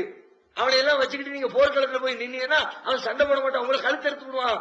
அது மாதிரி ஆட்கள் கூட வச்சுக்கிட்டு இருந்தா சிக்கலை கழிச்சு கட்டணும். அப்பதான் இருக்கிறது சுத்தமா இருக்கும். காய்கறி கூடையில ஒரு தக்காளி அழுகிற தக்காளி இருக்குன்னு வச்சுக்குவோம், அதை தூக்கி தனியா வச்சாதான் மத்த தக்காளியை காப்பாற்ற முடியும். காய்கறி கடையில் போய் நின்று பாருங்க, கழிச்சு கழிச்சு தொடச்சு கழுவி கழுவி அழுக்க பூரா வம்பா போன காய்கறியை பூரா கழட்டி எடுத்து வைப்பாங்க. ஏன் எடுத்து வைக்கிறாங்க? சேர்ந்து இருந்தா நல்லதையும் கெடுத்து விடுவோம். நல்லவர்களையும் இவர்கள் கெடுத்து விடக் கூடாது. உங்களுடைய பலம் உங்களுக்கு தெரியணும். எண்ணிக்கை இவ்வளவு இருக்குது, எல்லாரும் நம்ம கூட வந்துருவாங்க நினைச்சிட கூடாதுல. 2 பேர் உள்ளத்துல சரியில்லாத ஆள் இருக்கான், போற மாதிரி போயிட்டு ஓடி போயிரும் நினைக்கிறோம் வச்சுக்குவோம். போற மாதிரி போவோம், ஆர்ப்பாட்டத்தில் கலந்துற மாதிரி கலந்துவோம். அரசு வந்துச்சா மெதுவா டீ குடிக்கிற மாதிரி இப்படி நவுண்டுருவோம். அப்படின்னு எத்தனை பேர் வர்றான்னு தெரிஞ்சுக்கணும்.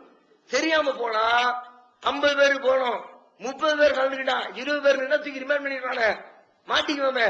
முதல்ல நம்முடைய பலத்தை கெஸ் பண்ணணும்னா யார் யார் பலமான ஆளுங்கிறத கண்டுபிடிக்கணும். அதுக்கு தான் இந்த வேலையை செஞ்சேன், ஃபில்டர் பண்ணேங்கிறான். சுத்திகரிச்சேன் இஸ்லாமிய சமுதாயத்தை, நான் ஒரு சுத்திகரிப்பு செய்தேன், அதுக்காக வேண்டிய இந்த வேலையை நான் செய்து காட்டினேன் என்று இந்த கிப்லா மாற்றம் அதுவும் திருமறை குர்ஆனில் சொல்லப்பட்டிருப்பதை பார்க்கிறோம். இவைகள்லாம் திருக்குர்ஆனில் அருளப்பட்ட சட்டங்களில் மாற்றப்பட்ட சட்டங்கள். இதை தாண்டி இன்னும் சில சட்டங்கள் குர்ஆனில் சொல்லப்படுகிறது, சில செய்திகள்.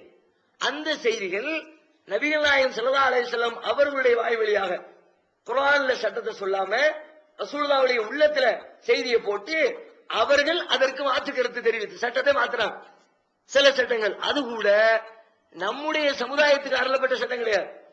ஏற்கனவே முந்தைய சமுதாயத்து தூதர்களுக்கு வாழ்க்கை முறையாக சொல்லிக் கொடுக்கப்பட்ட சட்டங்களில் குர்ஆன்ல அல்லாஹ் சொல்லி காட்டுறான். இந்த நபி இப்படி இருந்தாங்க, அவங்க இந்த காரியம் செஞ்சாங்க, இந்த சமுதாயத்துக்கு இப்படி ஒரு வாழ்க்கை முறை இருந்துச்சு என்று முந்தைய கால நபிமார்களுடைய வாழ்க்கை முறை சட்ட திட்டங்களை சொல்லித்திருக்கிறான். முந்தைய நபிமார்களுடைய வாழ்க்கை எதுக்கு அல்லாஹ் சொல்லுகிறான்? நாம பார்க்கணும், படிப்பினை பெறணும், அதை பின்பற்ற வேண்டும் என்பதற்கு தான். ஆனா அதுல சிலது பின்பற்ற கூடாதது இருக்கிறது. பின்பற்ற கூடாது என்று சொன்னால் சட்டத்தை சொல்ல மாத்தி அவங்களுக்கு அந்த சட்டம், உங்களுக்கு அந்த சட்டம் கிடையாது என்று சில சட்டத்தை நபிகள் நாயகத்தின் வழியாக திருக்குர்ஆனில் சொல்லப்பட்ட சில செய்திகளை அல்லாஹ் ரப்பல் ஆலமீன் மாற்றி தருகிறார்.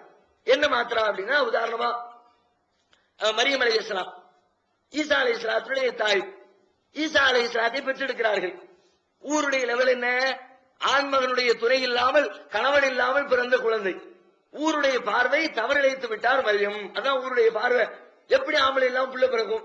அப்ப இந்த பொம்பளை தப்பு செஞ்சுட்டா என்று சொல்லி ஊரெல்லாம் ஒரு ஏச்சும் பேச்சும். அவங்கள எல்லாம் ஒரு ஓரமா போய் உட்காருமா, பேரிச்ச மரம் இருக்குது அந்த அடியில போய் உட்கார்ந்துக்க, அந்த மரத்தை உழுக்கு, பேரிச்சம்பளம் விழும், அதை எடுத்து சாப்பிட்டுக்க, பக்கத்துல ஓட இருக்குது தண்ணி எடுத்து குடிச்சுக்க, நீ இவங்க பேச்செல்லாம் போட்டு பொருட்படுத்திக்கிட்டு இருக்காது, நீ நிம்மதியாயிரு. குழி வஷ்ரபி ஒகர்ரி ஐனா, அதை உண்டு பருகி கண்குளிர்ச்சி ஓடுகிறு என்று அல்லாஹ் ரப்பல் ஆலமீன் மரியம் அலைஹிஸ்ஸலாத்தை ஒரு பகுதிக்கு போக சொல்லலாம். ஊரை விட்டு ஒரு பகுதியில் போய் உட்கார்ந்து இருக்கிறாங்க. ஊருக்காரங்க எல்லாம் தேடி வர்றாங்க, என்ன நடந்துச்சு என்ன விசாரிக்கணும் வந்து பேசுறாங்க. உன்னுடைய தாய் இப்படிப்பட்டவள் இல்லையே, அபூ கிம்ரா சௌ, உன்னுடைய தந்தை இப்படி கெட்ட காரியம் செய்யறவர் இல்லையே, உன் தாயும் தீய நடத்த உள்ளவர் இல்லையே, ஆனா நீ மட்டும் எப்படி இப்படி கெட்டு போயிட்டேன்னு அவதூறுகளை உண்மை நிலையை தெரியாமல் பேசுகிறாங்க.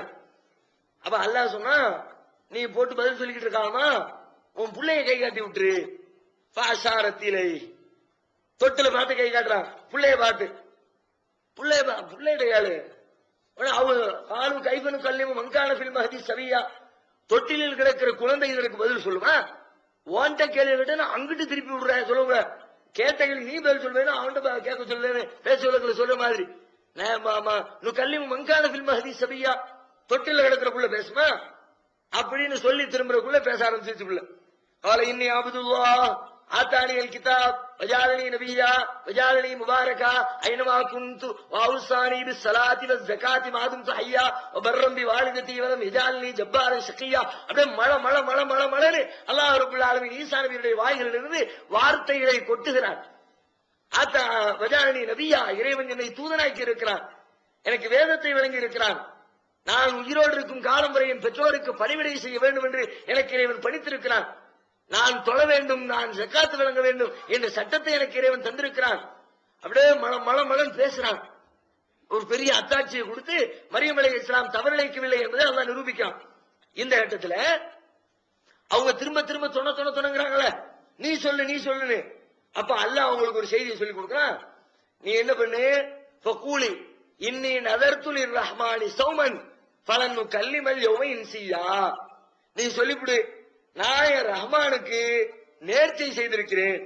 என்ன நேர்ச்சை? நோன்பு இருப்பதாக. எனவே ஃபலன் நுகல்லிமல் யௌம இன்சியா, நான் யாரிடமும் பேச மாட்டேன். நான் அல்லாஹ்வுக்கு நேர்ச்சை பண்ணி இருக்கிறேன், நோன்பு வைக்கிறதா, அதனால யார்ட்டையும் பேச மாட்டேன். அப்ப என்ன சொல்ல வர்றாங்கன்னா, முந்தைய சமுதாயத்திற்கு ஒரு சட்டம் வழங்கப்பட்டிருந்தது, பேசாமல் இருக்கிற நோன்புன்னு ஒரு சட்டம் வழங்கப்பட்டிருந்துச்சு. மௌன விரதம்ங்கிறாங்கல்ல, மௌன விரதம் என்பது முந்தைய சமுதாயத்தில் இருந்துச்சு. மரியம் அலைஹிஸ்ஸலாத்துடைய சமுதாயத்தில் சட்டமா இருந்துச்சு. அல்லாஹ்வே சொல்லி கொடுக்கிறான், ஃபகூலி நீ சொல்ல அவங்க இடத்துல, இன்னி நதர்து லிர்ரஹ்மானி ஸௌமன், நான் ரஹ்மானுக்கு நோன்பு இருப்பதாக நேர்ச்சை செய்து விட்டேன், எனவே பேச மாட்டேன். அப்ப பேசாம இருக்கிறதுன்னு ஒரு நோன்பு ஆரம்பத்தில் இருந்துச்சு. இது குர்ஆன் சொல்லுது இந்த சட்டத்தை. ரசூலுல்லாஹி ஸல்லல்லாஹு அலைஹி வஸல்லம் இந்த சட்டம் நமக்கு கிடையாதுன்னு நமக்கு வேற சட்டத்தை போட்டு விட்டாங்க. நம்ம இதை ஃபாலோ பண்ண முடியாது. என்ன சட்டத்தை போட்டாங்க, எப்ப போடுறாங்க அப்படின்னா, ஒரு நாள் ஜும்மாவுடைய உரை நிகழ்த்தி கொண்டிருக்கிறார்கள். வெளியில ஒரு மனிதர் வெயிலில் நின்று காய்ந்து கொண்டிருக்கிறார். ரசூலுல்லாஹி ஸல்லல்லாஹு அலைஹி வஸல்லம், அபு இஸ்ராயில் என்பது அவருடைய பேர். ரசூலுல்லாஹ் கேட்கிறாங்க, என்ன ஆச்சு, ஏன் அந்த ஆள் நிக்கிறார்? சஹாபாக்கள் பதில் சொல்றாங்க, நதர அன் யகூம வலா யகுத வலா யஸ்தலில்ல வலா யதகல்லம வ யஸூம. அவர் நேர்ச்சை செய்திருக்கிறார். என்ன நேர்ச்சை? வெயிலில் இருப்பேன், வெயிலிலும் நிழலுக்கு போக மாட்டேன். அந்த வெயில்ல எப்படி இருப்பேன்? நின்னுகிட்டே இருப்பேன், உட்கார மாட்டேன். அதுவும் நின்னுகிட்டு எப்படி இருப்பேன்? யார் வேணாலும் பேச மாட்டேன், யாரோடு பேச மாட்டேன், வெயிலில இருப்பேன், நின்று கொண்டே இருப்பேன், நோன்பு வைத்திருப்பேன். இப்படி அவர் நேர்ச்சை செய்திருக்கிறார். அதை நிறைவேற்றுறதுக்காண்டி வெளியில் நிற்கிறாரு என்று அவங்க சொல்றாங்க. அதை கேட்டு ரசூல் ஸல்லல்லாஹு அலைஹி வஸல்லம் சொல்றாங்க, என்ன நேர்ச்சை இது? இதனால என்ன பிரயோஜனம்? வெயில்ல நிக்கிறதுனால யாருக்கு என்னது? உன் உடம்புக்கு கெடுதி. யார்கிட்டையும் பேசாதனால உனக்கு என்ன கிடைச்சிட போகுது? ஒரு செய்தியை கருத்தை சொல்ல முடியாது, என்ன ஏதுன்னு புரிஞ்சுக்க முடியாது. உட்காராததுனால என்ன உனக்கு என்ன, யாருக்கு என்ன? உட்கார வேண்டியதானே. உடனே ரசூலுல்லாஹ் சொல்றாங்க, முருகு அவருக்கு சொல்லுங்கள், வல்ல தகல்லம் அவர் பேசட்டும், வல் யஸ்தலில்ல நிழலில் அமரட்டும், வல் யகூத உட்காரட்டும், வல் யுதிம்ம ஸௌமஹு எல்லாத்தையும் முடிச்சிருட்டும். அவர் செஞ்ச நேர்ச்சியை, அதெல்லாம் நேர்ச்சியே கிடையாது. ஒன்னே ஒண்ணு மட்டும் பண்ணட்டும், வல் யுதிம்ம ஸௌமஹு அவருடைய நோன்பை மட்டும் பூரணப்படுத்தட்டும். நோன்பு வைக்கிற இஸ்லாத்துல இருக்கு. அல்லாஹ்வுக்காண்டி நேர்ச்சி செஞ்சு நோன்பு வைக்கலாம். இஸ்லாத்துல நேர்ச்சிங்கிறது உபயோகமற்ற எந்த காரியத்தையும் நேர்ச்சியா செய்ய முடியாது. ஒன்னு அல்லாஹ்வுடைய வழிபாட்டை நேர்ச்சியா செய்யலாம், அல்லது மக்களுக்கு பயன் தரக்கூடிய ஏதேனும் ஒன்றை நேர்ச்சியாக செய்யலாம். சாப்பாடு தர்றேன், டிரெஸ் எடுத்து கொடுக்குறேன் ஏழைகளுக்கு, இதுதான் நேர்ச்சி செய்ய முடியுமே ஒழிய அதை விட்டு நான் நடந்தே வருவேன் நேர்ச்சி செய்யறாங்க. எப்படி? அல்லாஹ்வுக்கு நேர்ச்சி செஞ்சாலும் சரின்னு சொல்லிடலாம். தர்காக்களுக்கு நான் இங்க இருந்து நெல்லை மாவட்டத்துல போனீங்கன்னா 50 கிலோமீட்டர் 100 கிலோமீட்டர் நான் கந்திரிக்கு நடந்தே வருவேன் தர்காவுக்கு. இப்படி எல்லாம் மோசமான இல்லாத நேர்ச்சைகளை செய்து கொண்டிருக்கிறார்கள். இந்த சட்டம் ஒன்று மாற்றப்பட்டிருக்கிறது நபிகள் நாயகம் அவர்களால். புகாரியில 6704வது செய்தியாக இப்னு அப்பாஸ் அவர்கள் அறிவிக்கிறார்கள் இந்த செய்தி. அதே மாதிரி இன்னொரு சட்டம், அவங்களுடைய அம்மா, இப்ப ஈசாவுடைய அம்மா மரியம் பண்ண வேலை இது. அவங்களுடைய காலத்துல இருந்த சட்டம் இது. அவங்க அம்மா காலத்துல அவங்களுக்கு ஒரு சட்டம் வழங்கப்பட்டிருந்துச்சு. அது என்ன சட்டம்னா, குர்ஆன்ல 3வது அத்தியாயம் 35வது வசனத்துல அந்த செய்தி எல்லாம் சொல்லி காட்டுறான். அதாவது முழு நேர இறை பணியாளர்கள் முழுக்க அல்லாஹ்வுடைய பாதையில அவங்க அர்ப்பணிச்சிடுறது. அப்படி ஒரு செட்டப் ஆரம்பத்துல இருந்துச்சு. எப்படின்னா, அவங்க சொல்றாங்க, கருவுற்று இருக்கிறாங்க, அவங்களுடைய மரியம் அலைஹிஸ்ஸலாத்துடைய அம்மா குழந்தை மரியம் அலைஹிஸ்ஸலாத்தை வயிற்றுல வச்சுக்கிட்டு இருக்கு. அந்த நேரத்துல உள்ளுக்குள்ள புள்ள ஆம்பளை பொம்பளையும் தெரியாது இல்ல, இப்ப கூட ஸ்கேன் எல்லாம் வந்துருச்சு. அப்ப ஒண்ணும் தெரியாது. இருந்தாலும் அவங்களுக்கு என்ன ஆசை, நமக்கு பிறக்க போற பிள்ளைய அல்லாஹ்வுடைய பள்ளிவாசல்ல பணியில் அமர்த்தி விட வேண்டும். அவங்க நினைப்பு புள்ள ஆம்பளை புள்ள பிறக்கும் நினைப்பு. அந்த நினைப்புல இப்படி செஞ்சுட்டாங்க. சொல்றாங்க, அத இது கால திம்ராத்து இம்ரான ரப்பி இன்னி நதர்து லக மா ஃபீ பத்னி முஹர்ரரன் ஃபதகப்பல் மின்னி இன்னக அன்த ஸமீஉல் அலீம். இம்ரானுடைய மனைவி, அவங்க அப்பா பேர் இம்ரான், இம்ரானுடைய மனைவி அவர் நேர்ச்சை செய்தார், இறைவா என் வயிற்றுல இருக்கிறத உனக்கு நான் அர்ப்பணிக்கிறேன், நேர்ச்சை பண்றேன், முழுமையாக உனக்கே நான் தந்துடுறேன், ஓ வேலைக்காக அவனை நீ பயன்படுத்திக்க, அது மாதிரி நான் அந்த பிள்ளைய உனக்கு நான் தந்துடுவேன் என்று அவர் நேர்ச்சை செய்தார். அதே மாதிரி நேர்ச்சை செஞ்சாங்க. அதுக்கு பிறகு பார்த்தா புள்ள பிறந்தவனு பார்த்தா புள்ள பொம்பளை பிள்ளையாரு. உடனே அதுவும் நினைக்க, ஐயோ நான் ஆம்பளை பிள்ளை பொம்பளை பிள்ளை பிறந்துருச்சே, ஆம்பளை பிள்ளையும் பொம்பளை பிள்ளையும் ஒண்ணு இல்லையே, இடத்துல ஆம்பளை பிள்ளை மாதிரி பொது இடத்துல கொண்டு போய் பொது வேலைக்காக வேண்டி விடுறதா இருந்தா ஒரு பெண் குழந்தையை விட்டா அது எப்படி இருக்கும்? இருந்தாலும் நம்ம நேர்ச்சி செஞ்சுட்டோம், அல்லாஹ்விடத்துல செஞ்ச நேர்ச்சியை மீற முடியாது என்று சொல்லி அர்ப்பணிக்கிறார்கள். பிறந்த பிள்ளைய பைத்துல் முகத்தஸுடைய பணிக்காக கொடுக்கறாங்க. ஜக்கரியா அலைஹிஸ்ஸலாம் அந்த பிள்ளைய அவங்க தான் அங்க இருந்துகிட்டு இருக்கிறாங்க. அப்போ பொறுப்பாக எடுத்துக்கொண்டு வளர்த்து ஆளாக்கி அந்த பணிகளை செய்யக்கூடிய வேலைகளில் ஈடுபடுத்தினார்கள். இப்படி ஒரு சட்டம் ஆரம்பத்தில் இருந்துச்சு. முழு நேர இறைப்பணியாளர்கள், வேற எந்த சொந்த தொழிலும் கிடையாது அவங்களுக்கு, முழுக்க முழுக்க அல்லாஹ்வுடைய பாதையிலே இருக்கிறது. அத அவங்களுக்கு இருந்துச்சு. ரசூலுல்லாஹ் மாத்திட்டாங்க. ரசூல் ஸல்லல்லாஹு அலைஹி வஸல்லம் சட்டத்தை மாத்தி முழுக்க அல்லாஹ்வுடைய பாதையில் ஒண்ணு கிடையாது.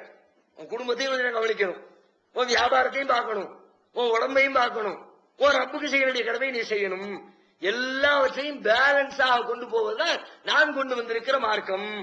புகாரியில 1968வது ஹதீஸாக பதிவு செய்யப்பட்டிருக்கிறது. சல்மான் பாரிசி அபூதர்தாவுடைய நிகழ்ச்சி நாம பல தடவை கேள்விப்பட்டிருப்போம். 2 பேரையும் ரசூலுல்லாஹ் சகோதரர்களா சேர்த்து விடுறாங்க. அபூதர்தா என்ன பண்றாரு? எப்ப பார்த்தாலும் நோன்பு, எப்ப பார்த்தாலும் தொழுகை, குடும்ப வாழ்க்கை இல்ல, மனைவியோடு சேர்ந்து இல்லறம் நடத்துறது இல்ல, மனைவிக்கு கூடிய கடமைகளை செய்யறது இல்ல, இது மாதிரி வாழ்க்கை வாழ்ந்துகிட்டு இருக்கிறாங்க. இந்த சல்மான் பாரிசி அவருக்கு போதனை பண்றார், இப்படி எல்லாம் இருக்க கூடாதுப்பா, இன்னலி ஐனிக்கு அலைக்க ஹக்கா, உன் கண்ணுக்கு செய்யற கடமை இருக்கு, நீ தூங்கணும். ஒளி ஜௌஜிக்கு அலைக்க ஹக்கா, உன் மனைவிக்கு செய்யற கடமை இருக்குது, அவளோடு நீ இல்ல குடும்பம் நடத்தணும். ஒண்ணு ஒண்ணா சொல்றாங்க. அது மாதிரி உன் ரப்புக்கு செய்யற வேலைகளும் உண்டு. குல்லதி ஹக்கின் ஹக்கா, எனவே ஒவ்வொரு காரியத்திற்கும் உரிய அந்த கடமைகளை முறையாக செய்யணும். எதையும் விட்டுவிட்டு அல்லாஹ்வுக்காண்டி இதை விட்டேன்னு சொல்லக்கூட, அது மாதிரி நீ எல்லாத்தையும் பேலன்ஸாக தான் கொண்டு போகணும். எப்ப பார்த்தாலும் இறை வழிபாடு என்பது இங்க அனுமதி கிடையாதுன்னு அவர் சொல்றார். ரசூலுல்லாஹ் இந்த செய்தி ஆமோதிக்கிறார். சரிதான், சல்மான் பாரிசி கரெக்டா தான் சொன்னாரு. இந்த ஹதீஸ் வழியாக முழு நேர பணியாளர் என்று இருந்த அந்த சட்டத்தை ரசூல் ஸல்லல்லாஹு அலைஹி வஸல்லம் அவர்கள் மாற்றி அமைத்திருக்கிறார்கள். அது மட்டும் இல்ல, இன்னொரு செய்தியும் இன்னொன்னு சொல்றாங்க. இந்த நேர்ச்சை செய்திருக்குல்ல, நேர்ச்சையை பொறுத்த வரைக்கும் நமக்கு எது உடமையோ அதுல தான் நேர்ச்சி செய்யணும். எனக்கு சொந்தமானதுல நான் நேர்ச்சி செய்யணும் ஒழிய அடுத்தவன் விஷயத்துல நான் நேர்ச்சி செய்யக்கூடாது.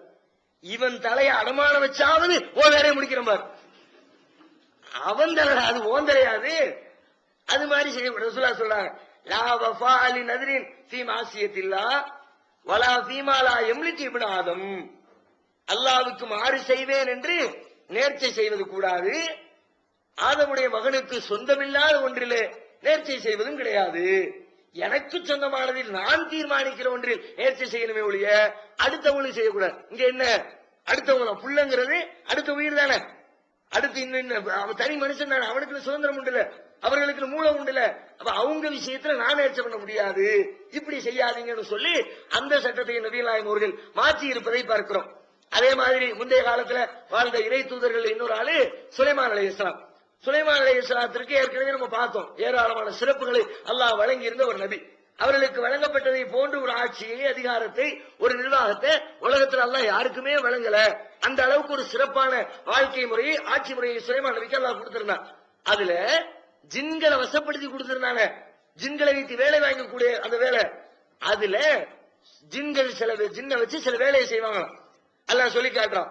34வது அத்தியாயத்தினுடைய 13வது வசனத்துல சொல்லுகிறான், யாமலூன லஹு மா யஷாவ், அந்த ஜின்கள் சுலைமான் நபிக்கு செய்து கொடுக்கும், அவர் எதையெல்லாம் விரும்புகிறாரோ அதையெல்லாம் செய்து கொடுக்கும்.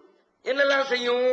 மிம் மஹாரிப, பெரிய பெரிய மாளிகைகளை செய்து கொடுக்கும், பெரிய அரண்மனையை கட்டி கொடுக்கும். ஓ தமாசில, சிற்பங்களை சிலைகளை செய்து கொடுக்கும். ஓ ஜிபானின் கல் ஜவாபி, பெரும் தடாகங்களை மாதிரி பெரிய பெரிய குளம் மாதிரி இருக்கும், அப்படிப்பட்ட கொப்பரைகளை பார்த்தா பிரம்மாண்டமா இருக்கும், அப்படிப்பட்ட கொப்பரைகளை செய்து கொடுக்கும். ஓ குதூரி ராசியாத், நகர்த்த முடியாத அளவுக்கு இருக்கக்கூடிய பிரம்மாண்டமான பாத்திரங்களை செய்து கொடுக்கும். இதையெல்லாம் ஜின்கள் சுலைமான் நபிக்கு செய்து கொடுத்ததுன்னு அல்லாஹ் பட்டியல் போடுறான். அந்த பட்டியல இடையில ஒண்ணு வருது, ஓ தமாசில, சிலைகளையும் சிற்பங்களையும் செய்து கொடுக்கும். சிலைகள் சிற்பங்கள் ஆரம்பத்தில் இருந்துச்சு, அனுமதி இருந்துச்சு, செஞ்சுக்கலாம். வரைஞ்சிக்கலாம், ஓவியம் வரைஞ்சிக்கலாம், சிலையா செதுக்கிக்கலாம். சுலைமான் நபிக்கு இந்த சட்டம் அனுமதி வழங்கப்பட்டிருந்தது என்பதை இல்லாட்டி செஞ்சிருப்பாங்களா? ஒரு நபி அனுமதி கொடுக்கலாட்டி ஒரு நபி அல்லாஹ் தடுத்த ஒரு காரியத்தை செய்வாங்க? கண்டிப்பா செய்ய மாட்டாங்க. அப்ப அந்த சமுதாயத்திற்கு சிலை வெடிக்கின்ற ஒரு அனுமதி வழங்கப்பட்டிருந்தது விளங்குது. இந்த சட்டமும் குர்ஆன்ல சொல்லப்பட்டிருக்கிறது. ரசூல் ஸல்லல்லாஹு அலைஹி வஸல்லம் இந்த சட்டத்தையும் மாற்று சட்டம் நமக்கு சொல்லிட்டாங்க. இதுலயும் நாம சுலைமான் நபியை ஃபாலோ பண்ண முடியாது. என்ன மாற்று சட்டம் சொல்றாங்க? அபூதாவுதுல 2883வது ஹதீஸாக பதிவு செய்யப்பட்டிருக்கிறது. புகாரியில 2105 3224 ஆகிய செய்தியாக பதிவு செய்யப்பட்டிருக்கிறது. என்ன சொல்றாங்கன்னா, லா ததுகுலுல் மலாயிகத்து பைத்தன் ஃபீஹி கல்புன் வலா சூரத்து தமாசீல். எந்த வீட்டில் நாயும் சிலைகளை ஒத்த படங்களும் சூரத்துகளும் வடிவங்களும் இருக்கிறதோ அந்த வீடுகளுக்குள் ரஹ்மத்துடைய மலக்குமார்கள் நுழைய மாட்டார்கள். கடுமையா சொல்றாங்க ரசூலுல்லாஹ். எந்த வீட்டுல இந்த போட்டோ இது மாதிரி சிலை சிற்பம் அதெல்லாம் இருக்குதோ அந்த வீட்டுல அருளை கொண்டு வரக்கூடிய மலக்கு நுழைய மாட்டாங்க. அது மட்டும் இல்ல, அதை யாரு செஞ்சாங்களோ அவங்களுக்கு வண்ணமன் சனா சூரத்தை அதிபி யௌமல் கியாமா, யார் இந்த வேலையை சிலையை செஞ்சாங்களோ அவங்கள அல்லாஹ் மறுமையில கடுமையா தண்டிப்பான், வேதனை செய்வான். எந்த அளவுக்கு வேதனை செய்வான்னா, யகூலு அஹ்யூ மா கலக்தும், அல்லாஹ் சொல்வானா, நீ செய்தவற்றிற்கு, நீ படைச்சிய, நீ செஞ்சிய வரைஞ்சிய அந்த சிலைகளுக்கு நீ உயிர் கொடு என்று அல்லாஹ் சொல்வான். கொடுக்க முடியுமா நம்மளால? சிலையை போட்டோவை செஞ்சு வைக்கக்கூடிய உருவங்களை வரைஞ்சு வைக்கக்கூடிய மக்களுக்கு நீ உயிர் கொடுனா எப்படி கொடுக்கிறது? நம்மளை கேவலப்படுத்துறக்காண்டி செஞ்சல, பெருசா என்னமோ செய்ய முடியும் உலகத்துல செஞ்சலப்பா, இப்ப செய், இப்படி உசுறு கூடு, செஞ்சதுக்கெல்லாம் உசுறு கூடுன்னு அல்லாஹ் நம்மளை இழிவுபடுத்தி வேதனைப்படுத்தி துன்பத்தை நம்முடைய உள்ளத்துல அதிகப்படுத்துறதுக்காக வேண்டி இப்படி செய்வான் என்று ரசூலுல்லாஹ் சொன்னாங்க. இப்ப இந்த ஹதீஸ் வழியாக ரசூல் ஸல்லல்லாஹு அலைஹி வஸல்லம் நமக்கு தடுத்துட்டாங்க. நாம இந்த விஷயத்துல முன்னர் சொல்லப்பட்ட சுலைமான் நபியினுடைய அந்த காரியத்தை நாம பின்பற்ற முடியாது, அந்த சட்டமும் மாற்றப்பட்டிருக்கிறது என்பதை பார்க்கிறோம். இவ்வளவுதான் பெரும்பாலும் திருமறை குர்ஆன் வழியாக சொல்லப்பட்ட சட்டங்களும் அதில் மாற்றம் செய்யப்பட்டிருக்கிற சட்டங்களும். ஆனா முஃபஸ்ஸிரீன்கள் என்று குர்ஆனுக்கு விளக்க உரை சொல்வதாக எல்லாம் எழுதி வச்சிருக்காங்க. அந்த புத்தகங்களை எல்லாம் படிச்சு பார்த்தா பல பேரு சாதாரணமா சேர்த்து வைத்து விளக்கம் சொல்லக்கூடிய அளவிற்கு வாய்ப்பு இருக்கக்கூடிய பல்வேறு வசனங்களை இது நாசிக்கு, இது மன்சூக்கு சரியா புரிந்து கொள்ளாமல் நிறைய வசனங்கள் அப்படி எழுதி வச்சிருக்கிறாங்க. இதுதான் பெரும்பாலும் நேரடியாக நாம கண்ட வரைக்கும் நாசிக் மன்சூக்கு. இதை தாண்டி அவங்க சிலர் நாசிக் மன்சூக்குன்னு சொல்லி வச்சிருக்கிறாங்க. இது ஏற்கனவே உள்ள சட்டம், இது மாற்றப்பட்ட சட்டம் என்று சிலர் சொல்றாங்க. அது அவைகள் அனைத்துமே சரியான புரிதல் இல்லாமல் திருமறை குர்ஆனை முழுமையாக வாசித்து அறியாதனால் ஏற்பட்ட கோளாறு என்பதனைத்தான் அவர்கள் எழுதி பல வசனத்தை 9வது அத்தியாயம் 103, 9வது அத்தியாயம் 84 இது முரண்படுது நாசிக் மன்சூக்குறாங்க. யோசித்து பார்த்தா அப்படிப்பட்ட வாய்ப்பு அதுல ஏற்படவே இல்லை. இது மாதிரி நிறைய வசனங்கள் அவங்க எழுதி வச்சிருக்கிறாங்க. அதனால இந்த நாசிக் மன்சூக் சம்பந்தமாக சொல்லப்பட்டிருக்கிற செய்திகள் அவ்வளவுதான். இன்ஷா அல்லாஹ் நாளைக்கு வேறு சில திருமறை சம்பந்தப்பட்ட தகவல்களை தொடர்ந்து நாம் பார்ப்போம். அல்லாஹ்